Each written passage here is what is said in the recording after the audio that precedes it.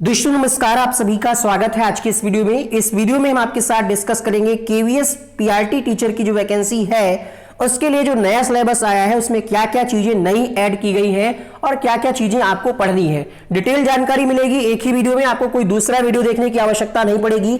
बस जो आपको वीडियो में बताया जा रहा है ध्यान से सुनिएगा, और अगर आप सीरियस कैंडिडेट हैं तो तैयारी अच्छे से करिएगा ताकि पहली बार में आपका सिलेक्शन हो जाए और आप बेहतरीन तरीके से अच्छा काम करें शिक्षा जगत में। बात करें यहां पर इस वीडियो में, तो इस वीडियो में टोटल आपका सब्जेक्ट का जो भी आपका सिलेबस है उसमें कौन कौन से टॉपिक पूछे जाएंगे, कौन कौन सी चीजें आपको पढ़नी है, ये सारी चीजें हम आपको बताएंगे। और एक अलग से वीडियो आएगा जिसमें हम आपको इसके लिए बेस्ट बुक भी बताएंगे कि कौन सी बेस्ट बुक आप ले सकते हैं इन सभी चीजों के लिए। क्योंकि अगर आप अभी मार्केट में जाएंगे तो बहुत सारी पुरानी किताबें आपको जो है बुक सेलर वो दे देगा, लेकिन सिलेबस चुका है बदल।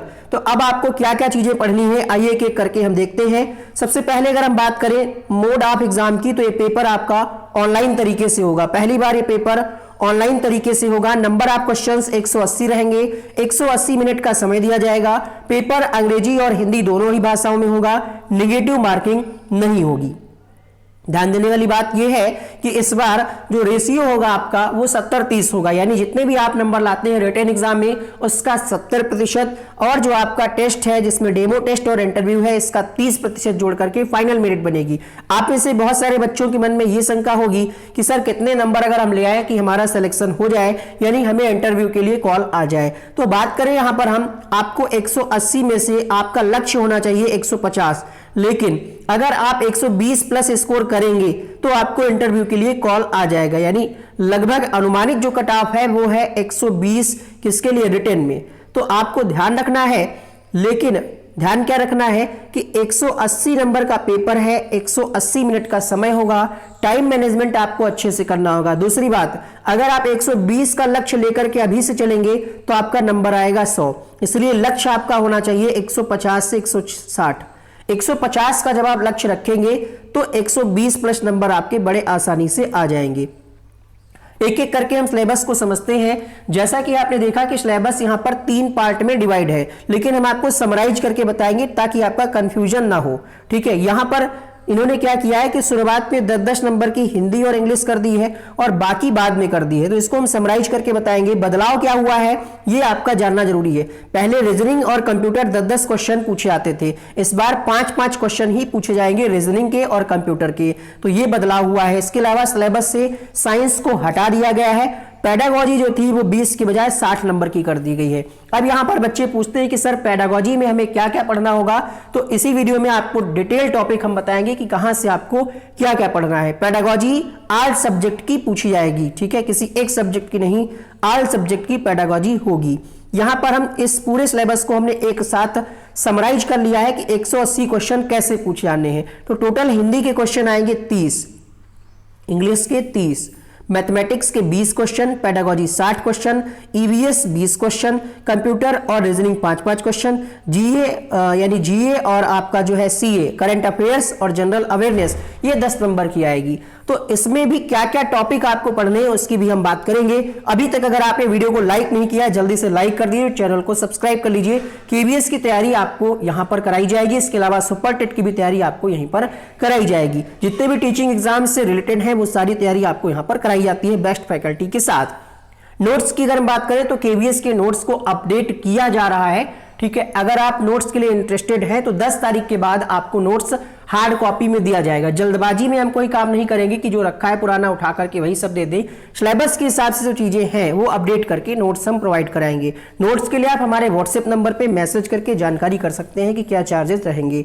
हिंदी और इंग्लिश की बात करें तो इसका सिलेबस अभी हम बताएंगे। सबसे पहले आपका जानना जरूरी है कि जीएस और करंट अफेयर्स में क्या क्या पूछा जाएगा। तो करंट अफेयर्स जो आएगी ये लास्ट 6 मंथ की आपको पढ़नी होगी, यानी आपको दिसंबर से लेकर के करंट अफेयर्स पढ़ना है।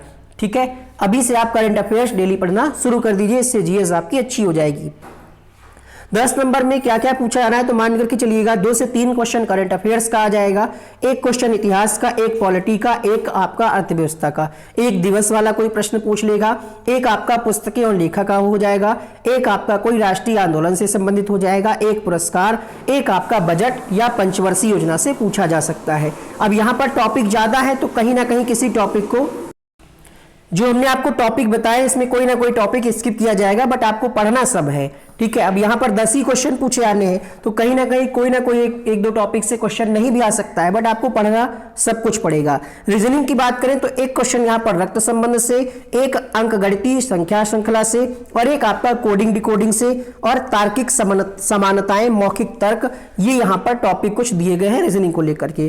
कंप्यूटर में पहले क्या था, 10 नंबर के क्वेश्चन आने थे, अभी क्या है इसको 5 नंबर कर दिया गया। तो बेसिक जानकारी कंप्यूटर की आपको होनी चाहिए, और पेंट, पीपीटी, वर्ड के बारे में आपको पता होना चाहिए, कंप्यूटर का इतिहास और इंटरनेट के बारे में आपको बेसिक जानकारी होनी चाहिए। अगर हम बात करें जो सबसे ज्यादा नंबर का आपका पूछा जाना है, 60 अंक का है आपका पेडागोजी। उससे पहले हम जान लेते हैं कि ईवीएस में इस बार क्या बदलाव किया गया है।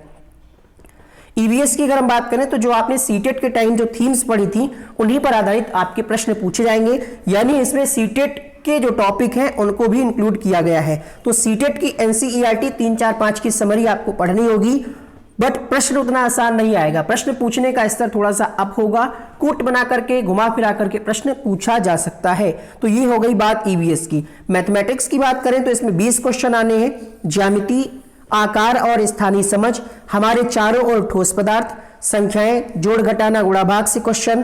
कहने को ये आसान लग रहा है, बट इसमें टॉपिक काफी अच्छे और मैथ के प्रश्न पूछने का स्तर काफी अप होगा, ठीक है। यहाँ पर संख्या, पैसा, माप, लंबाई, वजन, क्षमता, समय, डेटा, हैंडलिंग पैटर्न, ये टॉपिक दिए गए हैं। आइए बात करते हैं यहाँ पर हम पेडागोजी में कौन कौन से टॉपिक पढ़ने हैं।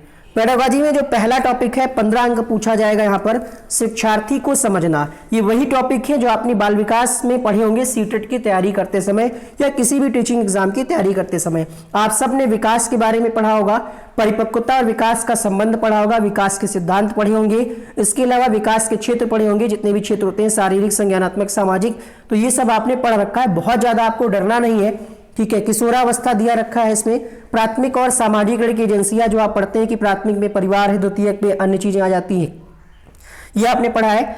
बी पार्ट में इसका है टीचिंग लर्निंग को समझना, तो इसमें भी आपने शिक्षक की भूमिका पढ़ा होगा सुविधादाता के रूप में, है ना, फैसिलिटेटर। शिक्षार्थी की भूमिका क्या है, शिक्षक छात्र संबंध की प्रकृति, शिक्षण विधियों के बारे में आपको पढ़ना है। इसके अलावा व्यवहारवाद, संज्ञानात्मकवाद, रचनावाद के बारे में आपको पढ़ना है। कक्षा का वातावरण कैसा होना चाहिए, अनुशासन, शक्ति आदि की समझ, सीखने को कौन कौन से कारक प्रभावित करते हैं, आनुवांशिकता, वातावरण, आसपास का माहौल, ये सारी चीजें।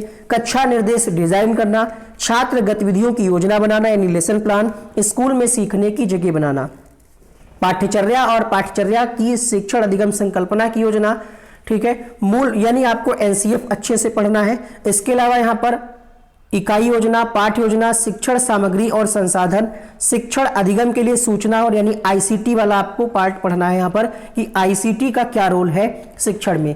सीखने के लिए ये देखिए मूल्यांकन वाला आपका टॉपिक है जो आपने सीटेट के टाइम पढ़ा होगा, assessment as learning for learning, है ना, ये आपने पढ़ रखा है। शिक्षण अधिगम प्रक्रियाओं को बढ़ाना, तो यहाँ पर रचनावादी कॉन्सेप्ट को आपको पढ़ करके जाना है। सीखने के अनुकूल माहौल बनाना, इसमें आपको समावेशी शिक्षा के टॉपिक पढ़ने हैं। जैसे यहाँ पर पहला ही दे रखा है विविधता, विकलांगता और समावेशन की अवधारणा, सामाजिक निर्माण के रूप में विकलांगता के निहितार्थ, विकलांगता के प्रकार, यानी समावेशी शिक्षा के अंतर्गत जितना भी सब आता है वो आपको अच्छे से पढ़ना है। इसके बाद अगर हम बात करें तो आ जाता है स्कूल संगठन और नेतृत्व, और ये सारी चीजें आपको as it is super TET में काफी हेल्प करेंगी।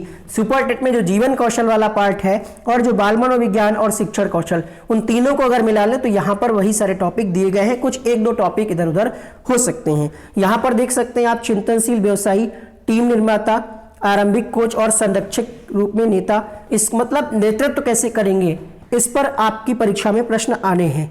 इसके अलावा विद्यालय विकास योजना, शिक्षण अधिगम को मजबूत करने के लिए प्रक्रियाओं और मंचों का उपयोग, वार्षिक कैलेंडर, समय सारणी, अभिभावक शिक्षक मंच, स्कूल असेंबली, शिक्षक विकास मंच, इन सब के बारे में पढ़ना है आपको, ठीक है। टॉपिक हमने बता दिया आपको। इसके अलावा इस बार एनईपी यानी न्यू एजुकेशन पॉलिसी की बात करेंगे, सॉरी नेशनल एजुकेशन पॉलिसी की हम बात करेंगे, इससे भी प्रश्न आपकी परीक्षा में आएंगे।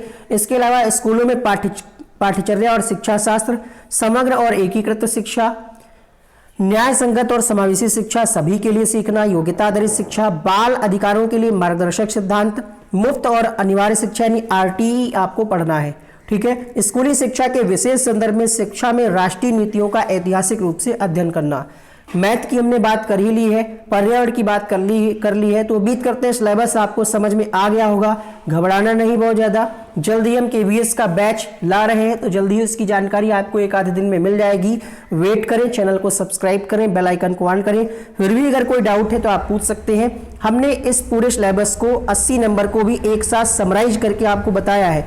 यहाँ पर जो 80 नंबर दिख रहे हैं उसमें आपका क्या क्या चीज़ें ऐड हो जाती हैं। तो यहाँ पर इंग्लिश 10 ही क्वेश्चन दिखाया जा रहा है, लेकिन इंग्लिश के क्वेश्चन कितने आने हैं 30, हिंदी के कितने क्वेश्चन आने हैं 30।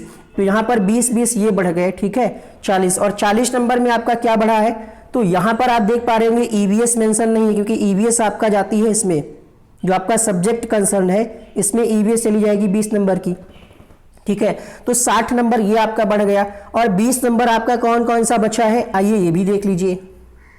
तो 20 नंबर की यहां पर मैथ ऐड हो गई, ठीक है। तो यहीं पर आप चाहें 20 नंबर बढ़ा लें, 20 40, और 20 नंबर की मैथ हो गई, और 20 नंबर अभी हमने आपको बताया ईवीएस के। तो टोटल 180 क्वेश्चन का पेपर, 180 मिनट।